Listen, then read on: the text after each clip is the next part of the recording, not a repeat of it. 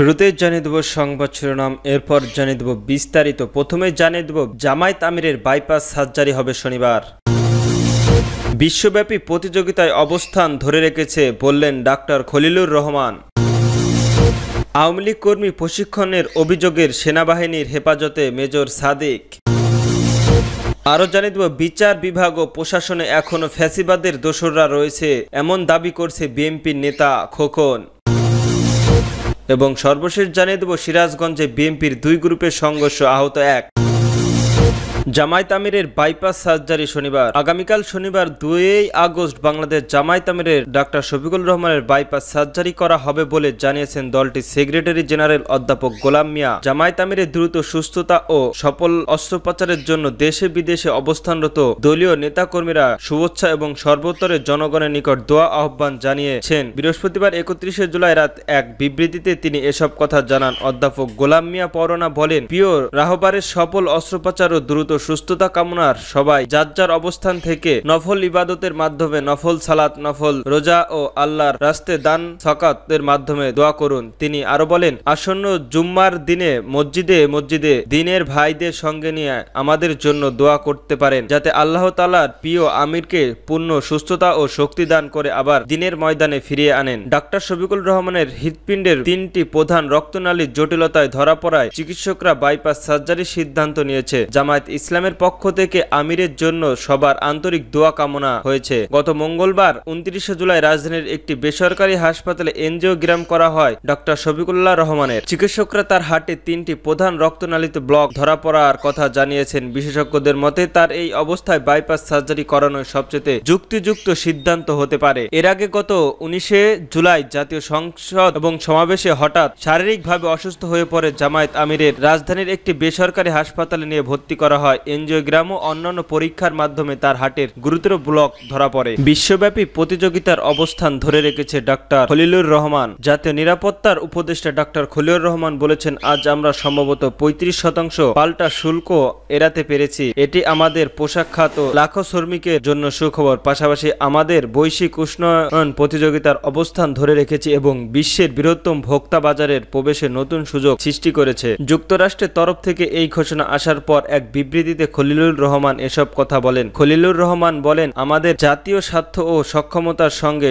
সামঞ্জস্য রেখেই আলোচনার প্রতিটি ধাপ পরিচালনা করেছি। আমাদের পোশাক খাত রক্ষাই ছিল অগ্রাধিকার, তবে মার্কিন কৃষিপণ্য আমদানির প্রতিশ্রুতি দিয়ে যা আমাদের খাদ্য নিরাপত্তা ও যুক্তরাষ্ট্রের কৃষিতে রাজ্যগুলোর সঙ্গে সুসম্পর্ক তৈরি সহায়তা হবে। বিবৃতিতে বলা হয়, যুক্তরাষ্ট্রের প্রেসিডেন্ট ডোনাল্ড ট্রাম্প আজ এক নির্বাহী আদেশের মাধ্যমে 70টি দেশের আমদানির উপর সর্বোচ্চ 41% পর্যন্ত নতুন শুল্ক হার ঘোষণা করেন। চুক্তিগুলো শুল্ক সংশোধনের মাধ্যমেই সীমাবদ্ধ নয়, এতে দেশীয় নীতিমালা সংস্কার, বাণিজ্য ভারসাম্য, অশুল্ক বাধা ও জাতীয় নিরাপত্তা সংস্কার বিষয়গুলোকে অন্তর্ভুক্ত। এইসব আলোচনার অংশ হিসেবে দেশগুলোকে মার্কিন পণ্য কেনার সুস্পষ্ট প্রতিশ্রুতি দিতে হবে, যাতে মার্কিন বাণিজ্য ঘাটতি হ্রাস পায়। প্রেসিডেন্ট ট্রাম্পের আদেশের স্পষ্ট করে দিয়েছে যে প্রতিটি দেশের শুল্ক হার এই সমস্ত ক্ষেত্রে তাদের প্রতিশ্রুতি গভীরতা প্রতিফলিত করবে। বাংলাদেশে 20% শুল্ক হার পেয়েছে, যা শ্রীলঙ্কার, ভিয়েতনাম, পাকিস্তান ও ইন্দোনেশিয়ার মতো প্রতিদ্বন্দ্বী পোশাক রপ্তানির দেশের সঙ্গে তুলনামূলকভাবে সমান। অন্যদিকে ভারত একটি পূর্ণাঙ্গ চুক্তিতে পৌঁছাতে না পারায় 25% শুল্কের মুখোমুখি হয়েছে। আওয়ামী লীগ কর্মীদের প্রশিক্ষণের অভিযোগ সেনা হেফাজতের মেজর সাদিক। আওয়ামী লীগের কর্মীদের মেজর সাদিক নামে সেনাবাহিনীর একজন কর্মকর্তা প্রশিক্ষণ দিচ্ছেন বলে একটি তথ্য সামাজিক যোগাযোগ মাধ্যমে বিভিন্ন গণমাধ্যমে এসেছে। এর পরিপ্রেক্ষিতে মেজর সাদিকের হেফাজতের নিয়ে সেনাবাহিনী এবং তাকে জিজ্ঞাসাবাদ করেছে। বৃহস্পতিবার 31 জুলাই বিকাল ঢাকায় সেনাবাহিনী অফিসার্স মেসে আয়োজিত এক প্রেস ব্রিফিং এর সেনা সদস্য মিলিটারি অপারেশনের পরিদপ্তরের পরিচালক ব্রিগেডিয়ার জেনারেল মোহাম্মদ নাসিম উদ্দিন দৌরা এ তথ্য জানান। তিনি বলেন, মেজর সাদিকের বিষয়টি আমাদের নজরে এসেছে, তাও বিষয়টি তদন্তাধীন। তারপরও আমি বলবো, যেরকম একটা ঘটনার কথা জানার পর তিনি সেনাবাহিনী হেফাজতে আসেন এবং তদন্ত চলমান, তদন্তে তার দোষ প্রমাণিত হলে নিঃসন্দেহে সেনাবাহিনীর প্রচলিত নিয়মে তার বিরুদ্ধে ব্যবস্থা গ্রহণ করা হবে। এ সময় গোপালগঞ্জের বিষয়ে ব্রিগেডিয়ার জেনারেল নাজিম উদ্দিন দৌলা বলেন, গোপালগঞ্জের ব্যাপারটা নিয়ে অনেক কথা হয়েছে। প্রথম কথা, প্রত্যেকটা জীবনের মূল্যবান, কোনো জীবনহানির ঘটুক তা আমরা কখনোই কাম্য করি না, কিন্তু গোপালগঞ্জের যে ঘটনা ঘটেছে সেটি দুঃখজনক। তবে সেটি কোনো প্রেক্ষাপটে ঘটেছে, কেন সেখানে আইন শৃঙ্খলা বাহিনীকে বল প্রয়োগ করতেছে সে ব্যাপারেও সরকারি পর্যায়ের একটি উপপর্যায়ের তদন্ত কমিটি গঠন করা হয়েছে। এক বিচারপতিকে সভাপতি করে তদন্ত কমিটি খুঁজে বের করতে হবে বলে জানিয়েছেন তিনি। কেন হয়েছে, প্রেক্ষাপটটি কি ছিল সেই সম্পর্কে পর্যন্ত অপেক্ষা করে তিনি বলেন, কোনো দলকে নয়, কোনো ব্যক্তিকে নয়, যাদের বরং জীবনের হুমকির মধ্যে পড়েছিল আমরা সেটা নিয়ে বিবেচনা করে গোপালগঞ্জে তাদের উদ্ধার করেছিলাম। এর আগেও আমরা একই কাজ করেছি, সেটা দলের পরিচয়ের মুখ্য বিষয় ছিল না, জীবন রক্ষাতে একটি কাজ করা হয়েছে। আমি নিশ্চিত করতে চাই সেনাবাহিনীর আয়ত্তের ভেতরে আছে, কাছাকাছি আছে, সেনাবাহিনীর দায়িত্বের ভেতরেও আছে। ওই সময় কারো জীবন বিপন্ন হবে আমি মনে করি না। আমরা চুপ করে বসে থাকবো না, এটা যে কারো বেলায় আমাদের অবস্থান একই রকম থাকবে। সিনিয়র লিডারশিপের নির্দেশের একই লাইনে দেওয়া কোনো একটা জীবনকে আমরা মৃত্যুর মুখে রেখে দিতে পারি না, বা মৃত্যুর মুখোমুখি হয়েছে এমন সময় আমরা তার প্রতি নজর না দিয়ে দাঁড়িয়ে থাকতে চাই না। অবশ্যই জীবন রক্ষা আমাদের সবচেয়ে গুরুত্বপূর্ণ এবং সেটা করেছি এর আগেও।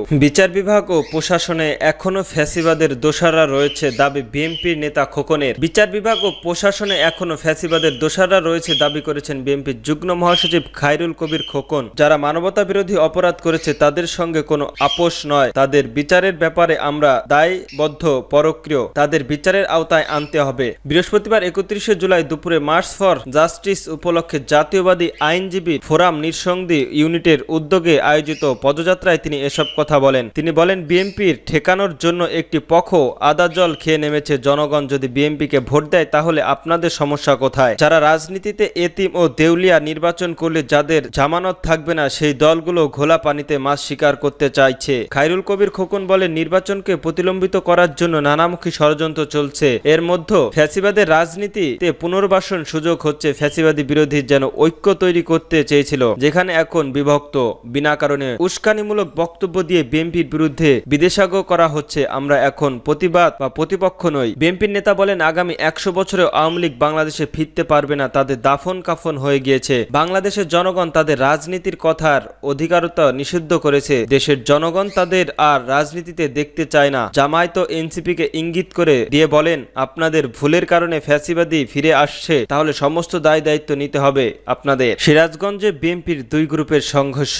নারায়ণগঞ্জের সিরাজগঞ্জের সংঘর্ষে জড়িয়ে বিএনপির দুই পক্ষ বৃহস্পতিবার 31 জুলাই রাত 8টার দিকে নাসিক 6 নম্বর ওয়ার্ডের সুলিমপাড়া এলাকায় হওয়া এই ঘটনায় আহত হয়েছেন একজন। তাকে আশঙ্কাজনক অবস্থায় নারায়ণগঞ্জ খানপুর হাসপাতালে নিয়ে ভর্তি করা হয়েছে। সংশ্লিষ্টরা বলেছেন, জমি নিয়ে বিরোধিতা জুড়ে এই সংঘর্ষ হয়েছে। জেলা বিএনপির সাবেক আইনজীবী সম্পাদক শাহ আলম মানিক ও বিএনপি নেতা রুহুল আমিন অনুসারীদের মধ্যে এই সংঘর্ষ হয়েছে বলে জানান স্থানীয়রা। তারা বলেছেন, সংঘর্ষের সময় গুলিবদ্ধ হয়েছে, তবে পুলিশ তা অস্বীকার করেছে। বিএনপির নেতা রুহুল আমিন বলেন, শাহ আলম মানিক আমাদের দলের একজন নিরীহ কর্মী বাবুলকে পিস্তল দিয়ে মারধর করেন। পরে তা জানতে চাইলে মানিক পালিয়ে যায়। আমাদের কেউ গুলি চালায়নি, বরং মানিকই ভুক্তভোগীকে তুলে নিয়ে নির্যাতন করে। অন্যদিকে শাহ আলম মানিক অভিযোগ করেছেন, আমি আমার বাড়ির সামনে বসেছিলাম, হঠাৎ রুহুল আমিন 50 থেকে 60 জন সহযোগী নিয়ে অস্ত্রশস্ত্র সহ হামলা চালায়। তারা 6 রাউন্ডের গুলি ছুড়ে এবং আমার ব্যানার ভাঙচুর করে। হামলার সিসিটিভি ফুটেজ রয়েছে।